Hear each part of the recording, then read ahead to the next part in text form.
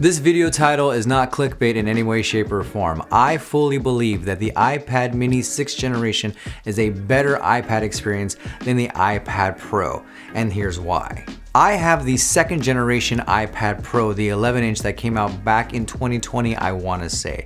I bought that iPad thinking that it was going to be a laptop replacement for me, or at least a laptop substitute, one that I could pair with the iPad Folio keyboard that I also forked up $250 for, and something that I thought that I could edit video on using LumaFusion, or just do really beefy tasks that a regular iPad couldn't do. What I found is that eventually I just used the iPad Pro the same way that I would use any other iPad, for searching the web, writing quick documents, and watching a crap ton of YouTube, and letting my kid play a ton of games on it as well. And I don't have to tell you that you don't need an iPad Pro in order to be playing kids video games, surfing the web, watching Netflix and YouTube. So I kept asking myself, what is it that I want the iPad to do? If it's not video editing in LumaFusion, or at least editing complete video projects in LumaFusion, then what is it that I want it to do? And quickly I came to the conclusion that I want it to be a very good note-taking device. I want it to be a very good reading-heavy Kindle-like device, if you will. I knew that I wanted to take photos with it without looking like a complete doofus,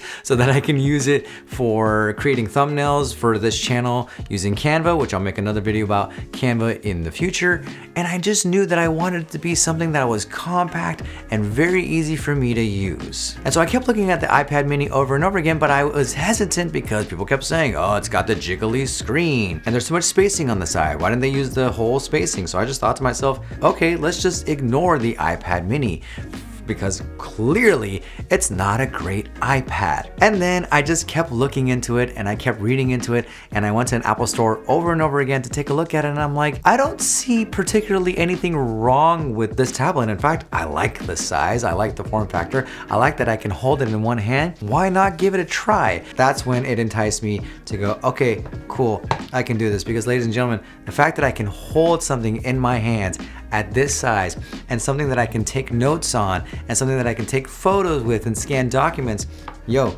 this is easily my favorite tablet that I've ever owned by Apple. That includes iPad Pros, that includes regular iPads, that includes iPad minis that I've owned in the past.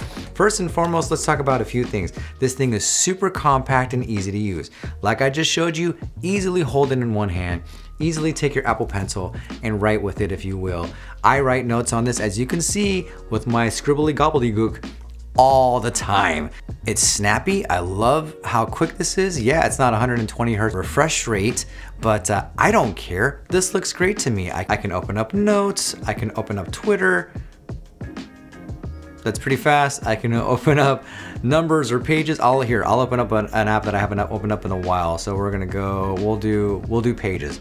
I haven't opened up Pages in quite some time. Boom, there's Pages. I'll open up Numbers. Haven't opened up Numbers in quite some time. Boom, there you go. And I think this is fantastic. You basically get the exact same real estate on an iPad Pro or an iPad Air in the size of an iPad mini. Again, something that I'm easily holding with the case, mind you, with one hand. So that's number one. Number two, the fact that this is compatible with Apple Pencil 2. No dongle required, thank you very much, iPad 10th generation, to go ahead and use the Apple One 1st generation. No, you can go ahead and use the Apple Pencil 2nd generation, snap it right here for easy charging, and you're good to go. It works flawlessly with that, so no dongle needed there. This is perfect for on-the-go, task management, and getting stuff done. Can you imagine just like popping this in your backpack and just going about your day? This thing weighs absolutely nothing. This is my Apple trackpad, okay? These two things practically weigh the same. This one might be a fraction heavier than this, but not by much. Imagine just being able to lug this around with you.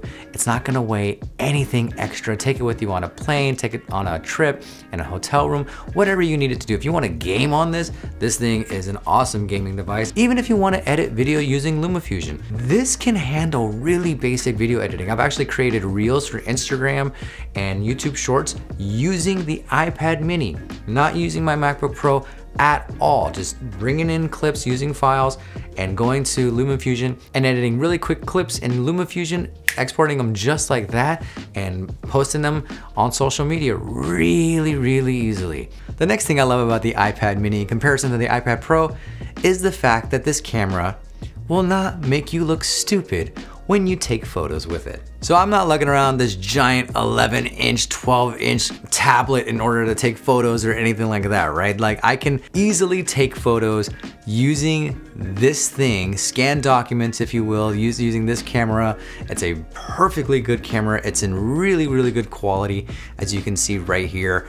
And that the fact that it's not cumbersome in any way. I don't look ridiculous taking a photo with this. If I need to have a secondary camera on me and I just have an iPhone with me, hey, this could be a good second camera. If I need a third camera, this could be a great third camera. You can record 4K up to 60 frames per second on this camera. And these Apple devices produce some excellent looking video quality. The final reason why I think the iPad mini is a far superior tablet to the iPad Pro, my friends, is the price point. Again, I got it for $100 off on Amazon.com, and every now and then Amazon will continue to sell it for that $399 price in any of the colors that you want. I believe it's available in 4 colors. And if you can get it at that $400 price point, go for it in my opinion. If you've been interested in getting an iPad mini, if you have been looking into getting into the iPad family and you're not quite sure where to get in, and you don't want to bog yourself down with the 10th generation and the dongle and all that kind of stuff,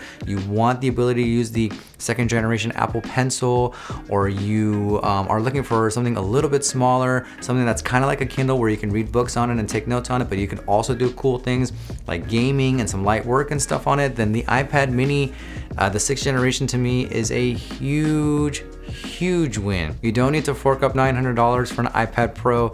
You don't need to fork up anything like that if you're doing basic stuff with an iPad. Now, mind you, if you are like creating some intensive stuff on an iPad, first and foremost, hi, I would love to meet you, because I don't know anyone that creates anything intensive on an iPad. It's usually maybe started on an iPad and then transferred to a bigger project on a MacBook or a Mac Studio or something like that. But if you are creating projects beginning to end on an iPad Pro, that's amazing. Please share with me what you're doing, what your workflow looks like, because I'm genuinely interested. But for someone like me who uses the iPad as a complementary device, it's something that I use alongside my computer.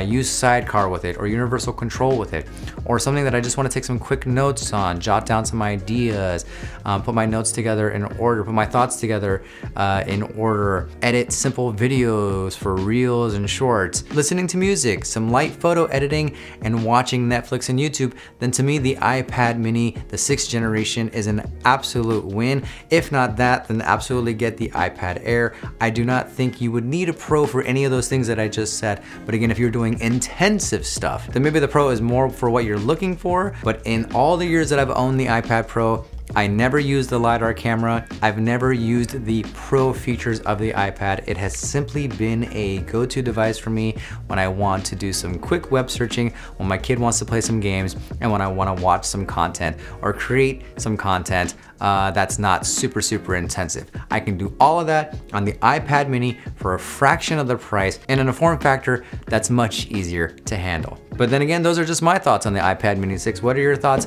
Let me know in the comment section down below. And do you prefer the iPad mini to the iPad Pro? I'd love to hear your thoughts on that. And if you are a hardcore iPad Pro user, please let me know what you use the iPad Pro for, because I am genuinely interested in learning more about the folks who use the iPad Pro on an everyday basis and use it to its full potential. Please have that conversation with me in the comment section below. I'd be really curious to hear what your workflow looks like. Until then, if you want to watch some more videos, here's some options for you around here, and I will see you in the next video. Thanks for watching.